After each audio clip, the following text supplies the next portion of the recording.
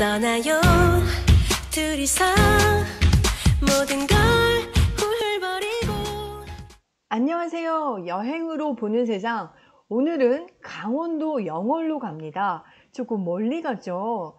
영월은요, 단종의 유배지예요. 그래서 오늘 배울 내용은 단종, 그리고 숙부였던 수양대군 세조에 대한 이야기, 그리고 세종대왕의 아들들인 이 문종과 이 세조의 관계에 대해서도 이야기할 거고요.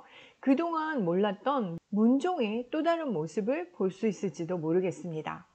지금 보시는 사진이 영월의 청룡포입니다. 이곳이 바로 단종이 유배 갔던 곳인데요. 저 배를 타고 한 3분 정도면 바로 도착을 하는데요.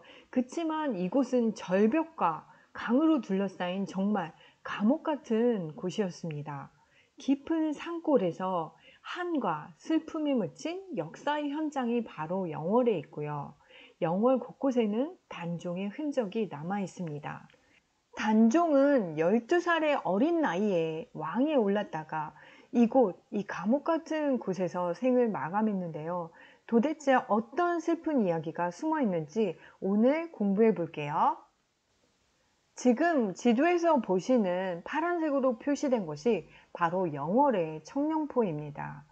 오른쪽에 지도에서 보시면 청룡포가 있고요. 아까 사진에서 봤던 배를 탔던 곳이 저 빨간색으로 표시된 곳이고요. 거기서 건너면 바로 단종의 유배지가 있습니다. 그래서 앞쪽으로는 강이 둘러쳐 있고요. 뒤쪽으로는 높은 산이 절벽처럼 이렇게 감싸고 있는 곳입니다.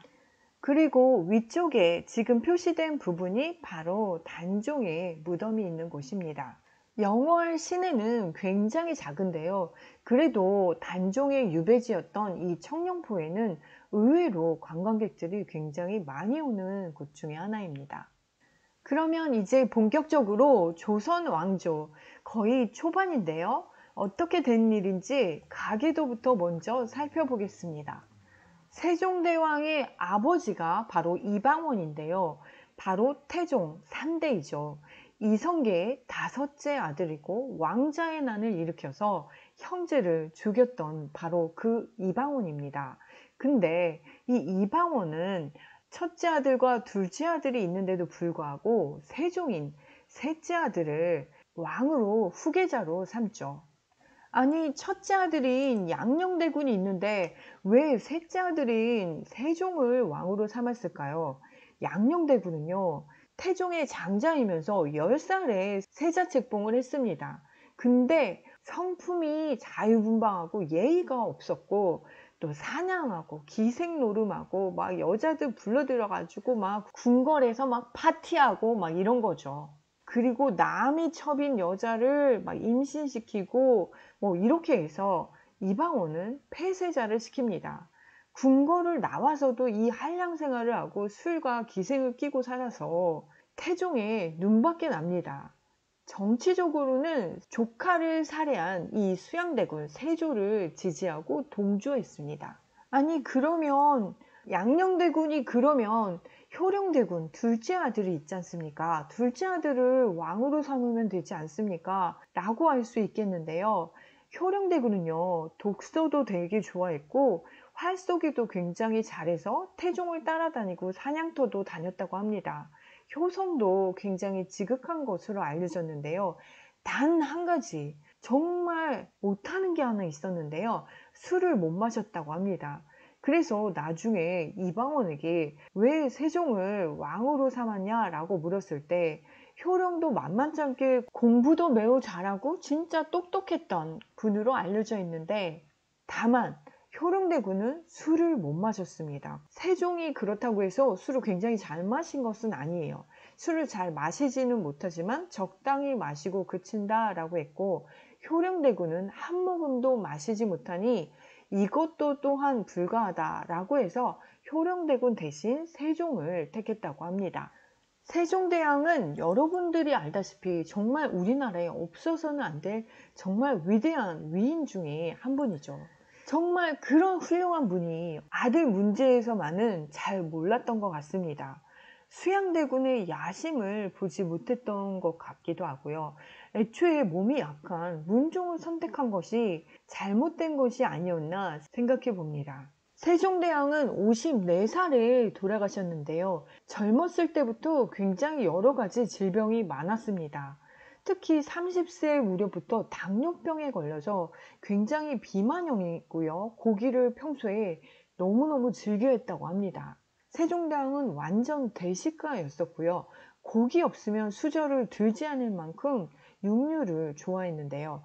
태종이 오죽해야 돌아가실 때 주상은 고기가 없으면 밥상을 받지 않으니 내가 죽은 뒤에 상중에도 고기를 들게 하라 라고 이렇게 유언을 남기기까지 했습니다.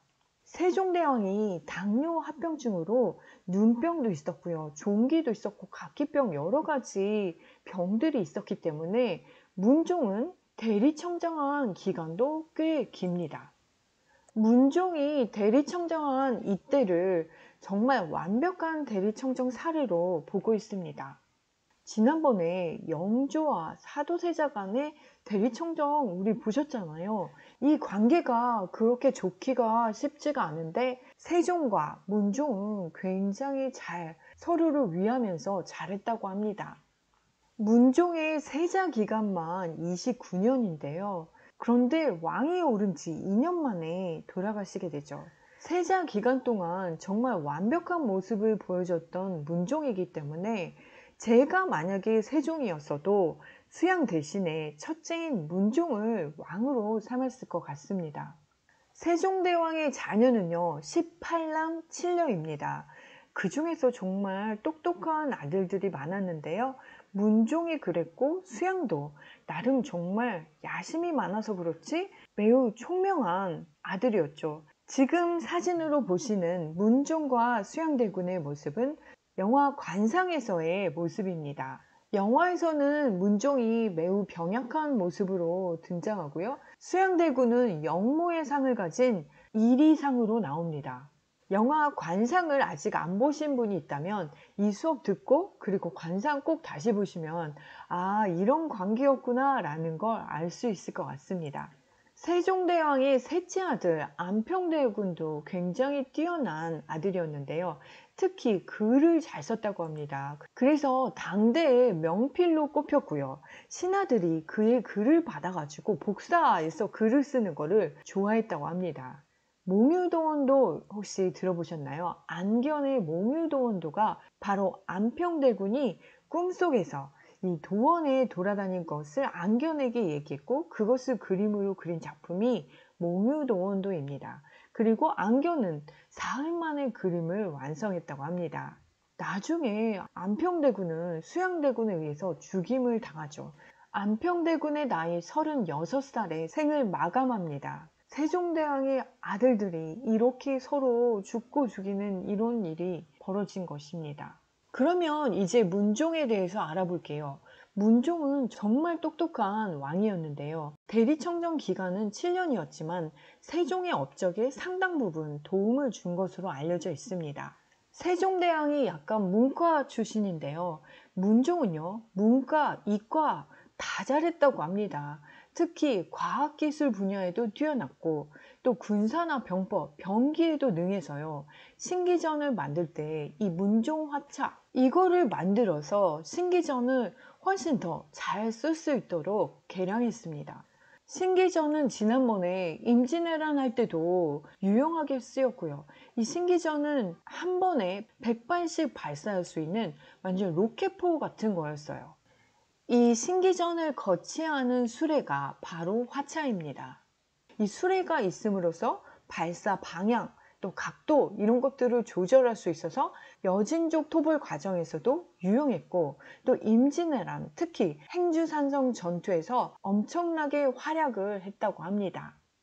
신기전은 나중에 성종 때 국조의설에서 제작 과정을 하나하나 아주 정밀한 단위까지 기록으로 남겨두었다고 합니다. 아버지 세종대왕이 정말 너무나 위대하고 빛나서 상대적으로 문종이 묻힌 점은 있지만 세종 후반기에 문종은 항상 세종 옆에서 아주 믿음직한 그런 아들이었습니다. 만약에 문종이 조금만 더 오래 살았다면 조선은 정말 많은 다른 길로 갔을지도 모릅니다. 게다가 문종은 정말 잘생긴 왕이었습니다. 조선시대에 잘생긴 왕들 탑3 안에 드는 왕이었고요. 명나라 사신이 와서 이 나라는 산수가 너무나 기묘하고 절묘해서 이런 아름다운 인물이 난다라고 세종실록에 기록되어 있을 정도입니다. 문종하고 효종이 좀 잘생긴 남성적인 미남이었다면 요즘 시대 현대판 꽃미남에 가까운 왕은 바로 연산군이었다고 합니다. 문종은 체격도 크고 삼국지의 관우와 같은 그런 풍모를 가졌다고 하는데요. 이 잘생긴 왕들은 모두 다 일찍 죽어서 안타까울 따름입니다. 아니, 그런데 이렇게 잘생긴 문종에게 여자복이 너무 없어도 너무 없습니다. 조선 왕조에서 유일하게 재임 기간에 호라비로 살았던 왕이 바로 문종입니다. 문종의 첫 번째 부인은요, 이상한 엽기적인 그런 주술 이런 거를 했는데요. 뱀이 짝짓기 할 때 이 나오는 액을 이걸 가지고 있으면 남편에게 사랑받는다고 이걸 구해오게 하고요. 또 이상한 방법을 동원하다 결국 패출됩니다. 두 번째 부인은요, 세종이 아주 학을 띱니다. 연려전을 가져다가 이렇게 배우라고 했더니 이 부인이 보다가 책을 집어던지면서 이대로 행동을 어떻게 하냐라고 소리쳤다고 합니다. 게다가 술을 또 엄청 마시고요. 가짜 임신소동도 벌이고 또 궁녀와 이 동성애 이거 하다 걸려서 세종이 어쩔 수 없이 패출시킵니다. 원래 며느리 사랑은 시아버지인데요. 오죽했으면 세종이 나서서 며느리를 내치겠습니까? 그리고 문종의 세 번째 부인은요, 단종을 낳고 하루 만에 산후병으로 사망하고 맙니다. 그 뒤로 문종이 부인을 새로 얻지 않았기 때문에 단종에게는 어머니가 없습니다. 아니, 그럼 단종에게는 정말 큰 할머니, 할아버지가 있지 않습니까? 그런데요, 단종이 태어나서 얼마 안 돼서 문종의 어머니가 돌아가시고요. 문종이 3년상을 치릅니다. 그리고 3년상을 치른 지 또 얼마 안 돼서 이번에는 아버지 세종대왕이 돌아가십니다. 문종이 굉장히 효자였기 때문에 이 3년상을 모두 치르는데 이 두 번의 3년상으로 몸이 많이 축났다고 합니다. 그래서 단종에게는 할머니, 할아버지도 없게 되고요. 곧이어 아버지까지 죽게 되어서 이 단종을 지켜줄 어른들이 아무도 안 계셨던 거죠. 이때 야심가였던 바로 삼촌 수양대군이 등장합니다. 수양대군 납시오!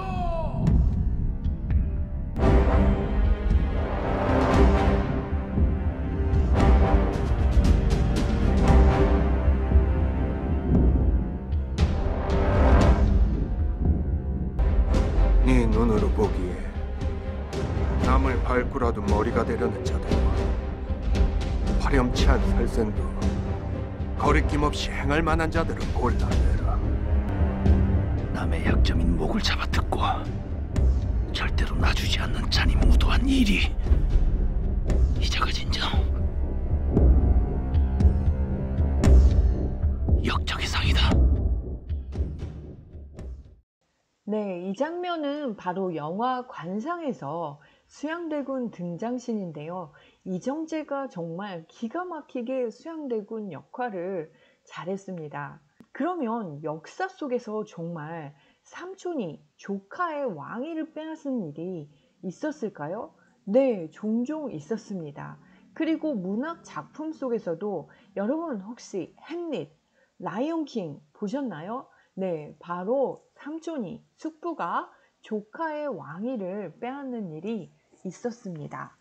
또 반대로 아주 좋은 사례도 있었는데요. 중국 주나라 주공과 조카 성왕의 사례는 아주 올바른 사례로 보여지고 있죠. 어린 조카를 대신해 나라를 다스리다가 조카가 성장했을 때 물려줬던 것이죠. 그런데 이렇게 모범적인 사례는 정말 극히 드문 예가 되겠습니다. 사실 조선은 유교 국가거든요. 조카의 왕위를 찬탈하는 거, 이거는 있을 수 없는 일이죠. 그러면 문종은 12살에 어린 단종만 남겨놓고 가기 때문에 누구한테 어린 단종을 부탁했을까요? 아버지 세종대왕 때 신하들에게 부탁하지만 그 신하들 중에 상당수가 수양대군 쪽에 붙은 사람이 많았습니다. 단종이 왕위에 올라간 지 3년 만에 계유정난이 일어나서 수양대군은 정권을 장악하죠. 그리고 얼마 뒤에 단종 복위운동이 일어나는데 이것 때문에 사육신들을 처형하고 수양대군은 단종을 노상군으로 강등하고 영월로 유배 보냅니다. 사실 단종이 태어났을 때 약간 불길한 일이 일어나기도 합니다. 단종이 태어났다는 얘기를 듣고 할아버지 세종대왕이 얼마나 기뻤겠습니까? 그래서 우리도 뭐 8.15 광복 사면 뭐 이런 거 하는 것처럼 죄수를 사면하는 교지를 발표했는데 그걸 다 읽기도 전에 갑자기 큰 촛대가 바닥에 떨어져 버려서 불길한 기운이 있었습니다. 그리고 다음날 단종을 낳은 어머니가 숨을 거두고요. 6살 때 할머니 죽고 10살 때 할아버지 죽고 12살에 아버지 죽고 단종은 정말 호롤단신이 돼버립니다. 수양대군의 계유정난은요, 김종서 일파가 단종을 끌어내리고 안평대군을 왕으로 세우려 했다고 영모라고 하면서 처단했는데요. 수양대군이 이 영모를 막는다는 명분으로 김종서를 살해한 거죠. 수양대군은 김종서의 집에 찾아가서 편지 한 통을 건네는 척하면서 죽이는데요.